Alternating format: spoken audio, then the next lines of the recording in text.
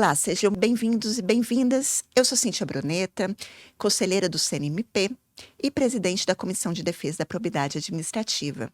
Você está no Integridade em Foco. O podcast coloca a defesa da probidade e da transparência em seu devido lugar, como um compromisso colaborativo de toda a sociedade. Lembrando que estamos no canal oficial do CNMP no YouTube e nas principais plataformas digitais. Hoje é o primeiro episódio de uma nova série, que vai tratar sobre a nova Lei de Improbidade Administrativa. E a nossa convidada desse episódio é a doutora Rita Torinho, que é promotora de Justiça do Estado da Bahia.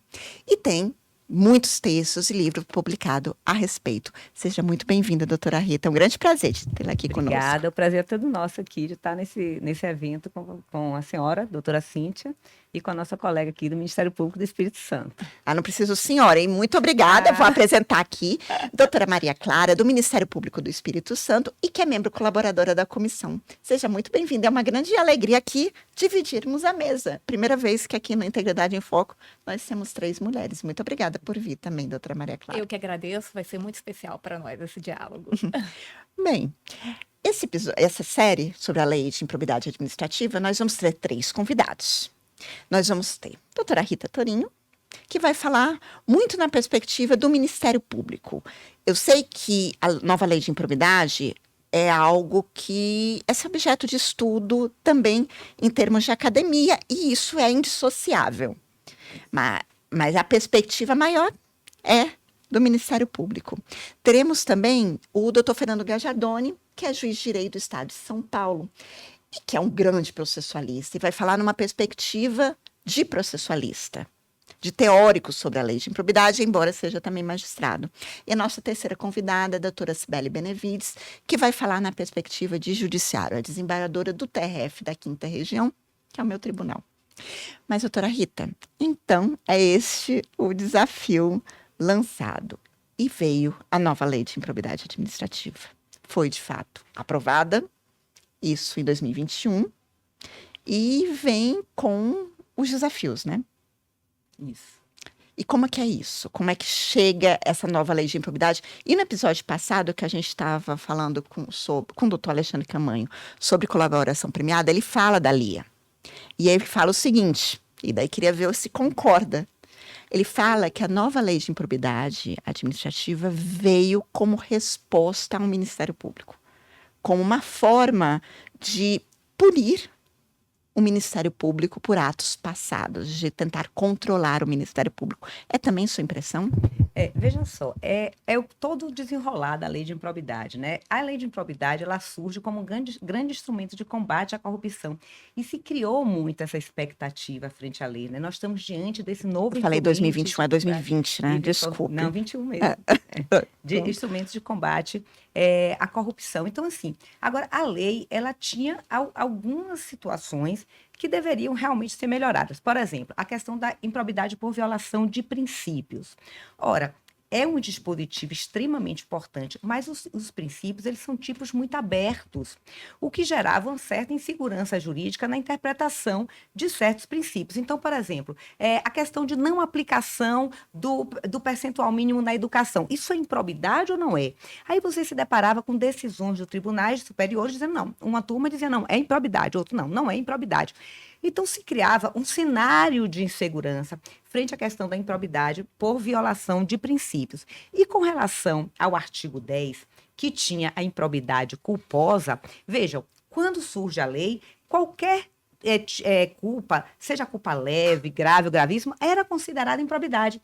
Tanto que quem escrevia sobre a matéria dizia o seguinte, olha, é qualquer culpa e nós vamos decidir lá na aplicação das sanções. E para completar, veio a decisão do STJ dizendo que a contratação direta sem licitação, né, no caso indevida, que estava no inciso 8º do artigo 10, ali haveria um dano presumido. Então, veja que situação ocorreu. Você teria, por exemplo, contratações por inexigibilidade de licitação, contratação de advogados, e que simplesmente era improbidade, porque era por culpa, qualquer grau de culpa, e isso aí realmente gerou um quantitativo muito grande de ações de improbidade. Realmente, em determinado momento, nós temos que admitir, enquanto Ministério Público, porque, veja só, erros têm que ser reconhecidos. Você só cresce a partir do momento em que você reconhece onde nós nós erramos.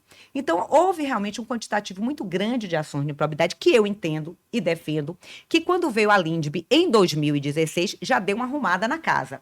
Por quê? Porque vem um artigo 20 que diz assim, ó, você não pode decidir com base em valores jurídicos abstratos. Né, com valores abstratos. Então, você vai ter que motivar. Aí já segurava um pouco a questão dos princípios. E veio e disse assim, não, o agente público só vai ser condenado por dolo ou erro grosseiro, no artigo 28 da LINDB. Isso também deu uma segurada no caso do artigo 10, que era a improbidade na modalidade culposa. Mas, com certeza, a grande quantitativa de ações de improbidade que foram propostas levou, sim, a um cenário político, e um cenário político, diga-se que é importante, desfavorável à manutenção da lei como estava. Né? Houve realmente essa manifestação, tanto que, vejam, no Congresso, quando foi votada essa chamada nova lei de improbidade, não havia divergência entre os partidos políticos que deveria ocorrer a mudança, porque todos se sentiam, de alguma forma, lesados. Agora, a questão é, a mudança deveria existir? Sim, nós estávamos falando de uma lei balzaquiana, né? Sim. Uma lei com mais de 30 anos, que já precisava, sim, de alguns ajustes. Agora, precisava da forma que veio? Essa é a grande questão, Não, né? Com certeza. Então, o Ministério Público teve que colocar a ordem na casa. Exato. Teve que se reorganizar, não é? A gente estava até conversando, desde a esfera extrajudicial, Sim. não apenas na esfera judicial. Então, vamos conversar sobre a esfera extrajudicial? Vamos. E, assim, acho que na esfera extrajudicial a gente tem um dever de casa, que o novo regime da lei de improbidade trouxe para nós, que é ampliar o nosso ônus probatório, né? Como o novo regime, ele amplia uma série de exigências e requisitos, né? Ele fecha os tipos, define imputações específicas de delimitação de dano, de responsabilidades não solidárias entre os agentes e outras questões, ele também impõe, né? Ele transfere para o Ministério Público um dever de casa de construir esse conjunto probatório de forma hábil a dar consistência a essas imputações e futuramente as condenações que possam advir. E como que a senhora vê esse desafio de sofisticação dessa prova e os impactos positivos e negativos que isso pode nos gerar? Veja só, concordo plenamente. A prova hoje, ela passa a ser essencial, que não era. Né? Eu acho que, assim, se entrava com ação de improbidade com base em prova documental, um processo licitatório que havia algum problema, tem ali um cálculo que é feito, e isso era suficiente para ingressar com ações de improbidade. Que, claro, hoje nós temos uma postura que já vinha, diga-se de passagem, antes da alteração da lei, eu acredito que o Ministério Público já vinha amadurecendo, sim, com relação a isso, certo? Mas vem a lei agora e traz exigências outras. E aí nós entramos na questão que é o chamado dolo específico, né? Quando você está falando de prova... Está sendo grande, né? Um grande pesadelo. Exatamente. Essa interpretação, esse específico, né? Porque, veja só, dolo já foi assustador para quem lidava com a lei Isso. anterior, que não exigia. Isso. E agora o específico, o que quer dizer isso? E é isso que eu quero até fazer uma coisa, que muitos falam assim da culpa, tirar a improbidade culposa, era inconstitucional a questão. Eu não consigo ver inconstitucionalidade da improbidade culposa. E eu costumo dizer o seguinte, com o passar do tempo, nós sentiremos os impactos das alterações legais. E eu conversava aqui, antes do início, e dizia o seguinte, veja, a questão da improbidade culposa.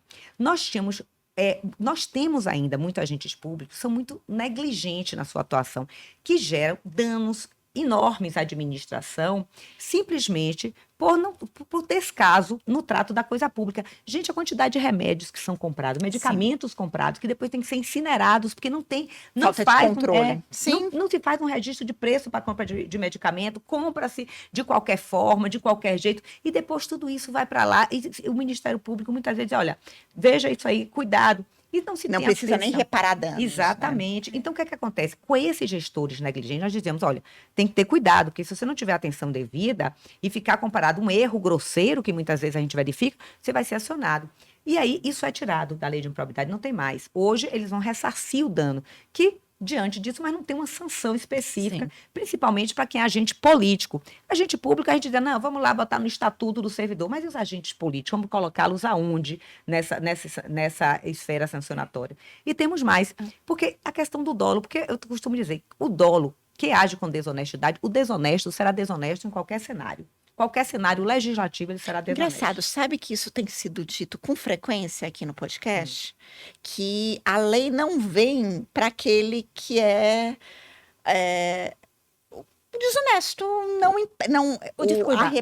o combate à corrupção, ele tem que ter esses dois focos, que na verdade tem aquele desonesto, que pode vir qualquer lei, que ele continuará desonesto, qualquer trava que ele continuará desonesto, e aquele outro que precisa só de empurrãozinho para ficar na estrada correta. Exatamente. E a lei de improbidade esqueceu daquele que precisa de um empurrãozinho.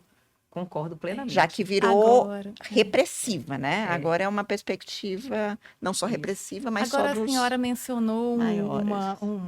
uma categoria analítica, né, do erro grosseiro, que é da LINDB, e eu vou aproveitar para fazer uma pergunta. Nós temos duas leis que têm uma interlocução sistêmica interessante com o regime jurídico da lei de improbidade, e eu queria sua opinião sobre como elas podem ser úteis. Uma é a LINDB, e a outra é a lei da anticorrupção, né, que traz um regramento com algumas tipologias similares e com previsões de elementos subjetivos bem diferentes. Exatamente. Então, conta pra gente, professora Veja Rita. só, com relação à questão da LINDB, eu acho interessante até para a gente começar a trabalhar com o dolo. Eu acho que essa questão mesmo, dolo específico, eu nem gosto de falar em dolo específico, porque não tem essa expressão específica na lei, em momento algum, não é verdade? E veja só, se vem totalmente em desencontro com a condição, com a própria Convenção de Mérida, né, que nós acolhemos e tem um decreto que trata dela, e veja só, olha o que fez a lei, olha como foi a questão. Quando chegou no artigo 11 da violação de princípios, ele vem com relação à Convenção de Mérida, que tem lá que realmente se assemelha e que diz que você tem que mostrar a intenção de buscar proveito próprio, né, ou de terceiro, benefício próprio ou alheio. Mas nas outras figuras que se assemelham ao prejuízo ao erário ou ao enriquecimento ilícito, não se faz essa exigência dessa conduta. E aí vem o artigo 11 e traz, né, e diz ali, não, vai ser para toda situação, porque para mim até o artigo 1º não diz, a leitura do artigo 1º para mim está o dolo, e até eu digo assim, não, nós temos que nos guiar pelo artigo 1º, que é a parte geral da lei. O artigo 11 está na parte específica. E veja só, a Convenção de Mérida, ela entra como no nosso ordenamento? Ela não entra como supralegal, então a gente não teria que obedecê-la, então não teria que ir para a linha dela, e também da LINDB. A LINDB fala em dolo, não, né, no dolo. O dolo, pura e simplesmente, ele não é uma lei supralegal também, a gente não teria que segui-lo, ao invés de seguir um parágrafo 2º dentro de um artigo que trata de uma tipologia que está em desacordo, certo? Que não foi, veja só, não foi honesta nesse dispositivo, porque se reporta a Convenção de Mérida, quando, na verdade, a Convenção de Mérida não se reporta a questão do chamado dolo específico para o enriquecimento ilícito e para o prejuízo erário. Então, com relação à LINDB, com relação à lei anticorrupção, que se traz aqui, eu acho assim que eu costumo dizer que nós temos utilizado muito, inclusive após essa alteração da lei de improbidade, porque lá você tem a figura da responsabilidade objetiva, né, das pessoas jurídicas. E olha como a lei, desculpe até o termo, eu não gosto de falar, mas a lei de improbidade, ela tem uma certa esquizofrenia em algumas vezes. Porque, veja bem, ela quando chega no artigo 3º, e ela vai tratar do terceiro beneficiário, ela vem e diz assim, que vai ter que ter uma conduta dolosa. E deixa bem claro que aquele terceiro beneficiário pode ser uma pessoa jurídica. Sim. E nós não trabalhamos aqui com a teoria do dolo da pessoa jurídica. Sim. O nosso ordenamento jurídico, nós temos pouquíssimos trabalhos publicados, diferentes da Europa Ocidental, que você tem teorias na Espanha, na Itália, que fala do dolo da pessoa jurídica, a gente não trabalha aqui. E aí vem isso ali no artigo 3º e diz assim, não, o terceiro vai responder que haja dolosamente e deixa claro depois no parágrafo 1º que a responsabilidade da pessoa jurídica é diversa e corretamente dos administradores, dos sócios da empresa. Bom, o que é que nós entendemos com relação à lei anticorrupção? Que quando cabe tanto a lei de improbidade quanto a lei anticorrupção, nós utilizamos a lei anticorrupção para a pessoa jurídica. Eu tenho indicado, inclusive, dessa forma, mesmo porque no artigo 3º da lei de improbidade está lá, o dolo da pessoa jurídica. Como é que eu vou provar o dolo? Eu tenho até alguma teoria do dolo que eu estou até trazendo aqui para o nosso congresso, falando não devem faltar, já convidando a todos aqui para o congresso. Sim, aqui 11 a 13 de dezembro. Pois é, que nós vamos tratar de vários assuntos. Infelizmente vai ter acontecido quando esse episódio for Então divulgado. Mas não tem problema, mas faz parte. Se eu criar coragem, em 2025 teremos Deixa mais aqui essa observação para que 2025 tenhamos um novo evento dessa natureza, né? Mas, enfim, é importante se trabalhar com isso. Então, como a gente não está trabalhando ainda com a teoria do dolo da pessoa jurídica, eu acho que no caso da pessoa jurídica, que pode responder tanto pela lei de improbidade quanto pela lei anticorrupção, é trabalhar com a lei anticorrupção. E a minha interpretação é no seguinte: não pode você responder pelas duas leis em paralelo, mas você pode entrar com base na lei anticorrupção, né, e não entrar com a lei de improbidade com relação à pessoa jurídica e deixar a lei de improbidade para o agente público, né? E aí, falando da lei anticorrupção, nós temos, assim, hoje se discute muito, né, a questão da responsabilidade. Veja, nós estamos com a lei com todo dentro da área de direito sancionador, é um sistema sancionador, direito administrativo sancionador esquizofrênico, porque nós temos uma lei que agora quer exigir o dolo específico, outra que trata da responsabilidade objetiva. Nós temos com uma lei que é a lei de licitações, que diz que você comete uma infração na lei de licitações, você tem uma declaração de inidoneidade, você não contrata mais com nenhum ente federado. No entanto, se você for condenado com proibição de contratar na lei de improbidade, você, em regra, vai ficar restrito ao ente público que causou, né, que foi praticado o auto de improbidade. Então, veja que eu costumo dizer, nós temos que sentar com esse direito administrativo sancionador, com essas diversas legislações e tentar ordenar. Será que não é por isso que a gente está sendo muito forte a questão da justiça negociada nesse direito? Eu acho. No episódio que a gente gravou com o doutor Marcelo Eugênio, que nós falamos de acordo de leniência, ele falou o seguinte, que o acordo de leniência, na perspectiva de união, né? Ele é procurador-geral da União, perspectiva de união do Poder Executivo Federal. Ele diz assim, olha, a gente olha o acordo de leniência com um olhar voltado à persecução total. Certo? Ele usou esse termo, a persecução total, para que aquele acordo de leniência, né, que vem exatamente para suprir também uma lacuna, né, a questão da pessoa jurídica. Esse acordo, ele falou, a gente olha com o olhar da persecução total, que é nessa tentativa de sistematizar o que não é sistêmico, né? O que não é uniforme, o que não é padronizado. Será que foi por isso que a justiça, por essa esquizofrenia do sistema normativo, será que é por isso que tá pegando mais a justiça negociada e o protagonismo, claro, do Ministério Público na justiça negociada? Não falo do acordo de leniência, não, porque ainda há dúvidas. Mas assim, no restante... Veja, a justiça negocial, ela tem hoje um valor muito grande. Hoje, o Ministério Público é uma porta de entrada da justiça. Veja, há muitos anos atrás, o Ministério Público era um demandante, ele demandava judicialmente. Certo? Nós íamos para o judiciário buscar justiça, hoje não. Hoje o Ministério Público é uma porta de justiça. Você entra no Ministério Público e você atende justiça como a questão do acesso, né, de solução de conflito. Você consegue isso no Ministério Público, muitas vezes, sem necessidade, inclusive, de ingressar no Poder Judiciário, apesar de alguns instrumentos homologados no âmbito do Mas o Judiciário, ele acaba olhando de uma forma muito pontual a coisa. Isso. A gente não tem muito como fugir. E, por exemplo, as varas especializadas, eu como juíza cível que recebo uma ação de improbidade, é esse olhar que eu posso ter. Eu não posso chegar e dizer assim, olha, a lei anticorrupção, vamos aproveitar aqui e vamos fazer uma coisa diferente. É mais difícil você levar isso para o judiciário. Já o Ministério Público, né, inclusive com base aí nos princípios da unidade, né, embora também seja algo que cria, tem Tem isso, Mas né? isso é um aporte de oportunidade para a instituição do Ministério Público, porque ela passa a não se colocar dentro do sistema jurídico só como alguém que apresenta razões e pedidos, né? Isso. Então, se a gente for olhar sob uma perspectiva pós-positivista, que os atores do sistema produzem uma norma do caso concreto, quando a gente tem a justiça negociada, são as partes que estão produzindo a norma. Ou seja, não a necessariamente Lia o não foi juiz. tão ruim assim para o Ministério Público.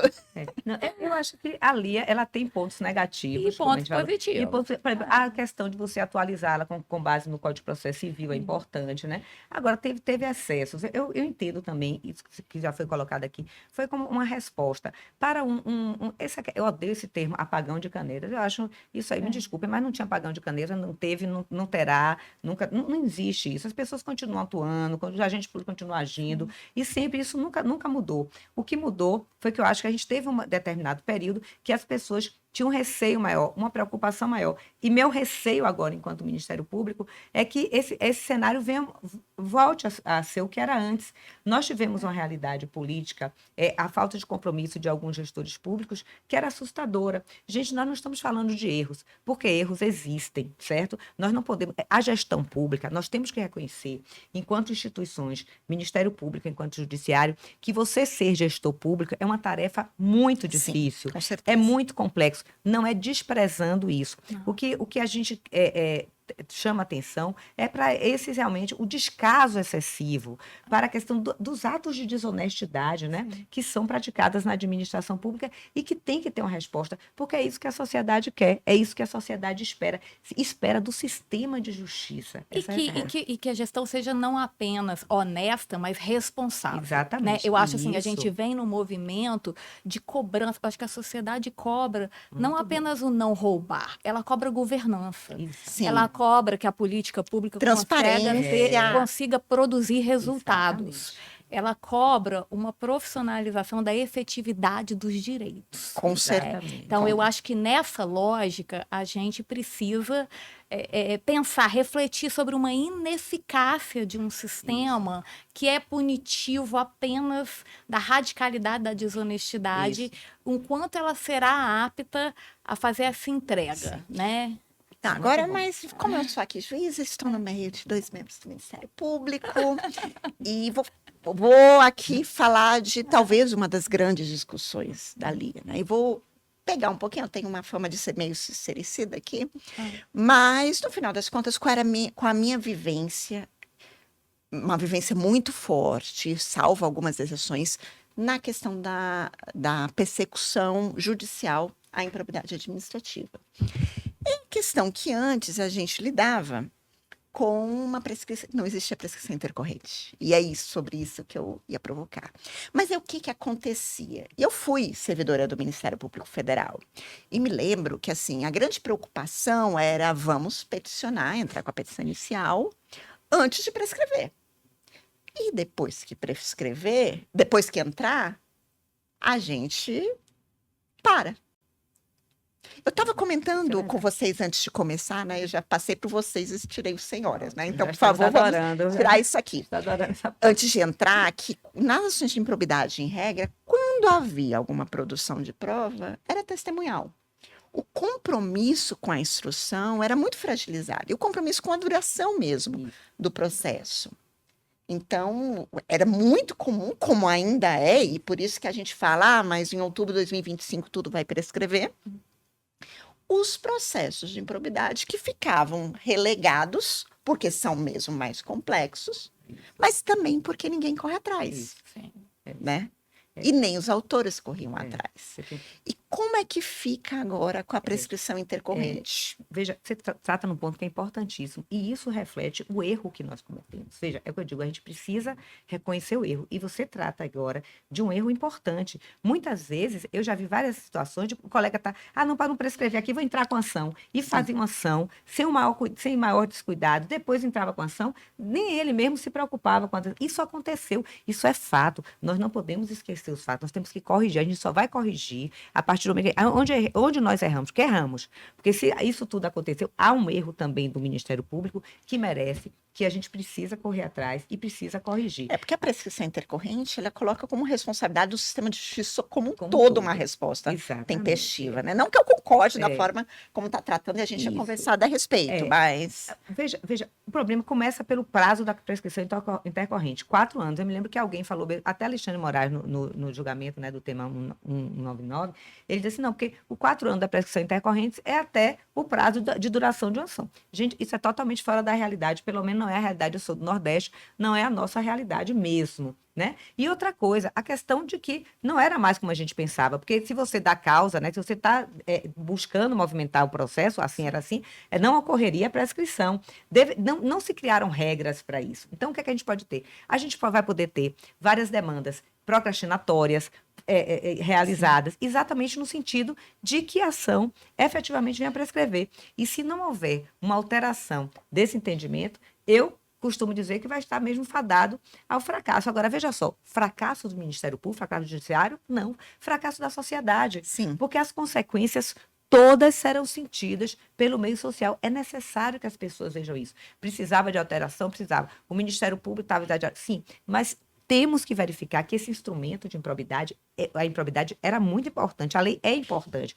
Eu me recordo que logo depois da lei, nós participei de um evento com o ministro Herman Benjamin, e ele disse, estão quebrando um dos pilares do combate à corrupção. E isso é muito forte, e é verdade, né? E isso, eu acho até que mais do que combate à corrupção, a questão de uma administração pública principiológica, uma administração pública não só moral, mas transparente, mais eficiente, mais legal no sentido da legalidade, mais razoável, está se quebrando isso, entendeu? Então, há consequências graves que virão disso aí. Nós temos muito pouco tempo, foi, na verdade, 2021, nós estamos em 2024, finalizando. Nós sentiremos mais isso. Agora, nossa esperança é o quê? Que todos acordem para isso, inclusive o próprio judiciário, e comecem a trazer decisões que sejam mais favoráveis, vejam, não ao Ministério Público, favoráveis à sociedade. Você tem que deixar bem claro. Uma lógica de contrapartidas, acho que essa expectativa que a sociedade deposita nos gestores em ver seus direitos efetivados, ela também se transfere para o Ministério Público, né? O Ministério Público não esgota sua atuação no ajuizamento da ação. Sim. E faz parte do Se nosso torna dever de responsável, casa, né? dar conta de uma tutela vigiada, entusiástica, comprometida, até, de fato, o final da execução, né, dessa demanda. Então, acho que isso traz para nós uma reflexão crítica, mas concordo com a professora Rita, acho que a gente precisa temperar a intercorrente para dar a devidas racionalidades, né? Eu acho que isso é possível, acho que o judiciário pode contribuir nisso aí, pode contribuir na formação do dolo, pode contribuir com a prescrição intercorrente, e cabe ao Ministério Público demandar nesse sentido, né? Vamos arrumar, né? Vamos arrumar a casa. Isso é importante. Mas veja só, eu acho que a gente não pode deixar de acreditar nem na própria lei, sabe? Nem no sistema mesmo de combate à corrupção, de combate a desvios na administração pública. Isso é importante, né? Isso é uma bandeira de frente do Ministério Público. Porque, veja, desvios que são praticados, recursos públicos mal administrados, isso reflete em todos os outros direitos fundamentais dos cidadãos, né? Isso é a questão da saúde, a questão da educação, da infraestrutura, de transporte. Tudo está correlacionado exatamente a uma boa gestão administrativa, a uma eficiente gestão administrativa. E, repito, não há uma postura do Ministério Público de entender que todo gestor é desonesto, que o gestor não pode errar. Não é isso. É isso. Nós temos que verificar efetivamente qual a razoabilidade de toda essa interpretação. E dizer que, como a doutora Cíntia fala aqui, a justiça negocial hoje é um caminho. E eu acho um caminho. Eu sou uma entusiasta com relação à negociação. Não, sua tese foi sobre a coisa de não perseguição civil, né? Tá lá o livro. Eu gosto, assim, sabe, de termo de ajustamento de conduta. Nós temos demandas estruturais que a doutora Cíntia fala aqui, a gente vai para o judiciário, como é que nós levamos demandas estruturais para o Ministério, para o judiciário? É difícil. Então, a gente conseguir construir, eu construir isso com o judiciário, porque o judiciário faz parte desse sistema. Então, assim, eu acho assim, eu sou entusiasta, eu acho que a gente tem com todo o que vai acontecendo, eu sempre acho, eu tenho o meu lado poliana, eu sempre acho que tudo vai dar certo. E a gente, eu tenho um otimismo muito grande. A gente só tem que começar a ser um pouquinho, talvez, disruptivo e sair um pouquinho do local de conforto, Isso, né? Porque da nossa zona de conforto. Exatamente. Virar a chave e ser o que a sociedade espera de nós. Espera de nós, né? É. E para concluir assim, vou perguntar para as duas, quais os maiores desafios do Ministério Público na lei de improbidade? Vou parar de falar nova lei porque fica acusando idade demais. Eu acho que já foi dito aqui a questão do instrumento probatório, né? De você criar esse arsenal probatório dentro de uma estrutura do Ministério Público que ela efetivamente ainda não existe para isso. Então, a gente tem que realmente profissionalizar, né, essas investigações, nessas questões probatórias mesmo. Eu acho que isso é um desafio. E o desafio de conciliar, ajudar, melhor dizendo, a criar jurisprudência. Então, eu digo para todos os meus colegas, escrevam,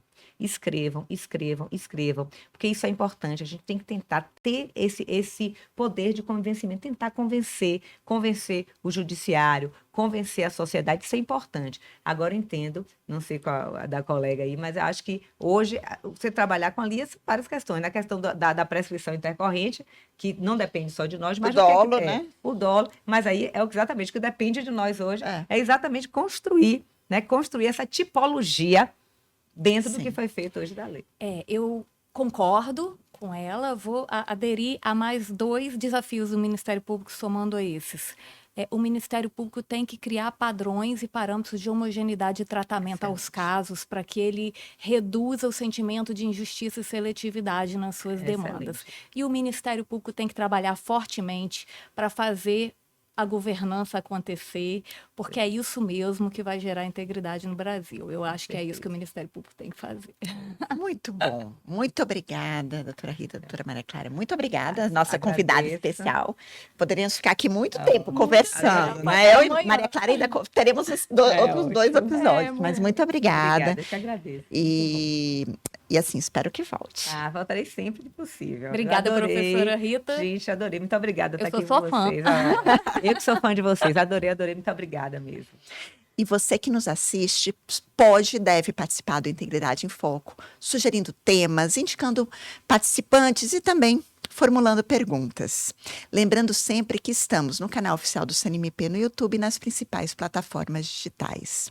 O nosso próximo episódio, que é a continuação dessa série sobre a lei de improbidade, vai ser com o juiz de direito, com o que eu já falei, Dr. Fernando Gajardoni, que além de ser juiz de direito, um grande doutrinador, também é secretário-geral especial da presidência do Superior Tribunal de Justiça e vai poder nos dar a visão, inclusive, de corte superior aí, ó. Vamos ver o que Gajardoni vai falar. Então, te espero no próximo episódio. Até lá!